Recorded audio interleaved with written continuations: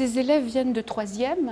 On les considérait quand même en difficulté pour aborder un cycle qui conduisait au bac, mais ça ne veut pas dire, loin de là, qu'il n'y a pas des possibilités qui s'ouvrent à eux. Je suis en 3e et je décide de faire un BEP sanitaire et social pour pouvoir devenir infirmière. Je n'ai eu aucune hésitation, le côté soin ne me correspondait absolument pas. J'étais vraiment plus dans le côté éducatif. C'est vraiment un choix depuis toujours que je veux être éducatrice spécialisée. Ça fait un certain temps que j'ai voulu devenir infirmier. On peut dire que c'est une vocation. Mon projet professionnel, c'est de devenir éducatrice pour jeunes enfants, pour aider les enfants en difficulté. Ce qui m'a motivée à travailler dans le milieu médical, c'est tout bêtement quand je regardais la télé, je voyais les émissions Urgence, tout ça, et ça m'a donné envie. Ce sont des élèves très ouverts en général, qui ont envie d'apprendre. Mes 2 ans de BEP, j'ai appris beaucoup de choses en fait, et puis je me suis rendu compte que c'était pas une voie de garage. Ce sont des élèves qui se destinent soit à devenir infirmières, soit à travailler comme assistante sociale. J'ai vraiment trouvé ma voie dans laquelle je voulais aller, et ça correspond vraiment à ma personnalité. Les élèves qui pratiquent les cours de collation sont assez contentes de faire ce cours-là, puisque c'est pratique, c'est technique, elles ont l'impression de réaliser quelque chose de leurs mains et de repartir avec une réalisation concrète, donc c'est très valorisant. Donc aujourd'hui, nous allons réaliser 2 tartelettes aux fruits pour 2 personnes qui sont en maison de retraite. C'est une matière où elles apprennent la rigueur, elles ont des techniques bien détaillées, bien précises, qui après deviennent des automatismes, notamment le lavage des mains, la désinfection d'un poste de travail. On étudie aussi une matière qui s'appelle la technologie, donc là on étudie tout le fonctionnement des produits, du matériel qu'on utilise. Et un 3e cours qui est la nutrition, donc là on parle essentiellement de l'alimentation de l'enfant, de la personne âgée, l'appareil digestif.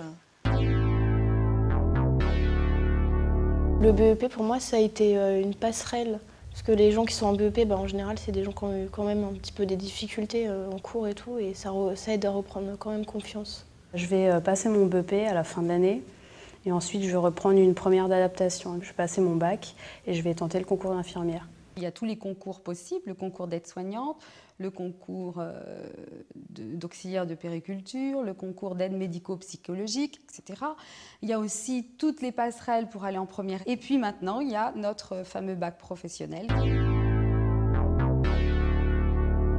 Donc aujourd'hui, puériculture, change du nourrisson.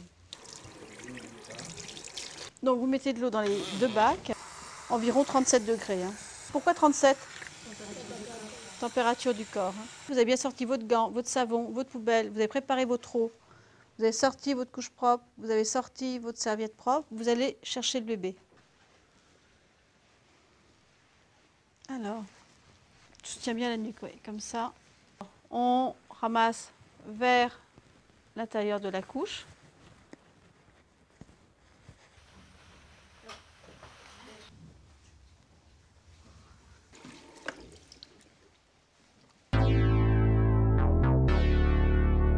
Les 2 sont importants, puisque c'est un tout. On fait de l'anglais, on peut en avoir besoin. Dans tous les métiers, ça peut nous arriver d'être amené à parler anglais avec une personne qui était étrangère. La chimie, la physique, le sciences sanitaires et sociales, c'est vraiment des choses... on est entré pour faire ces matières-là, donc c'est vraiment pas des matières qui me semblent difficiles. C'est une matière de culture générale, qui les ouvre un petit peu sur le monde moderne. Et ensuite, elles ont une partie pratique déjà qui leur permet de manipuler, de commencer à se servir un peu ce qu'elles feront quand elles seront infirmières, d'apprendre la précision, la fiabilité aux consignes. Donc c'est déjà une matière formante. Alors, où se déplacent nos personnages ensuite ?